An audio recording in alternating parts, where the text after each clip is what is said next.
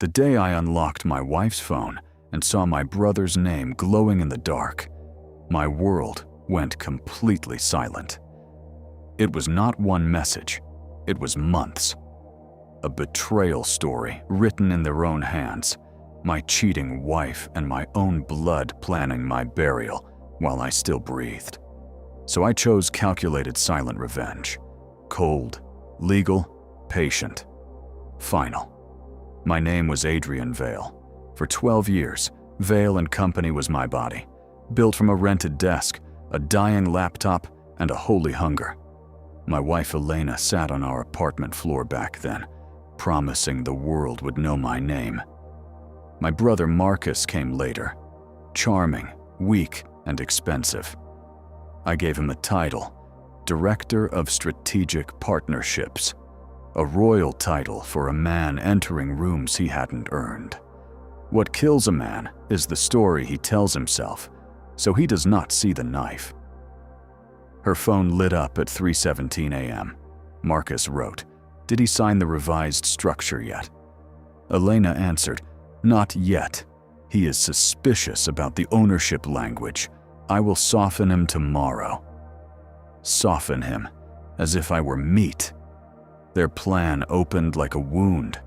They were working with Victor Hale, a private equity predator, building a restructuring package to strip my founder veto, declare me unstable, and install Marcus as CEO with Elena as the grieving wife. I saw the photos, a hotel mirror, her hand on his shirt. At sunrise, she kissed my shoulder, calling me love, a word moving like a thief with a copied key. At the office, Marcus clapped my shoulder. "Big week, brother," I said. "Big week." He had no idea the man he touched died before dawn. I let them believe the lie worked while I built their cage with server logs, hotel invoices, and deleted voice notes. I privately hired Celeste Armand, a corporate attorney who advised, "Do not confront them too early. Let them walk far enough into the room that they cannot claim they were only passing by." That became my scripture. I opened false doors, giving Marcus folders holding nothing essential. Elena became softer, rubbing my shoulders while asking about signatures, thinking she saw surrender. She didn't see the lid closing. The signing was scheduled for May 17th at Victor Hale's estate. Elena bought a silver dress, writing, "Don't cry until after" on the receipt. On that morning, I wore a black suit, no tie. Elena fixed my collar. "Whatever happens, remember I am with you." I met her eyes. "I know exactly where you are." Victor's estate looked like money pretending to be heritage. Marcus stood at the table laughing, the groom at my funeral. Elena stepped away when she noticed me. Celeste stood behind me with a black folder. I looked at the table where they thought I would surrender 12 years of blood and whispered, "No, but they are." The meeting began. Marcus praised my vision, then questioned my capacity, claiming the company needed emotional distance. He never looked me in the eye. The folder came to me. Elena gripped her glass. Marcus stopped breathing. I opened it, held the pen for 3 seconds and placed it down. Before I sign, I said, "I want to correct something." Marcus laughed. Adrian and his details. I looked at him. Yes, details are where people hide. The room froze. Celeste placed 3 sealed envelopes on the table. At 9 this morning, emergency filings were submitted. All asset transfers connected to this restructuring have been frozen pending review. Victor's smile vanished. "On what grounds?" he asked. Celeste answered, "Fraudulent inducement, breach of fiduciary duty, conspiracy to misappropriate corporate assets, and evidence manipulation." The board has received communications between Marcus and Elena discussing the removal of Adrian after execution. Victor's lawyer read for 30 seconds, then whispered to Victor, whose jaw hardened. Marcus shouted that I was unstable. Celeste placed another document down, showing Marcus knowingly defamed me. Victor turned on Marcus. You told me the board was aligned. Marcus swallowed. They were going to be. Victor barked. You told me Elena had authority. Marcus looked at Elena. She said she did. Elena snapped. I told you to confirm it. Marcus slammed the table. Because you said you could handle him for years. Betrayal turning on betrayal. 2 financial crimes investigators entered. Calm men arrive because they already know where to look. By noon, Marcus's access was revoked. By 1, Elena's trust was suspended. By 3, the board authorized civil action. Marcus was escorted out. You destroyed me. I am your brother. I said, you were my brother. Then you became a signature hunter.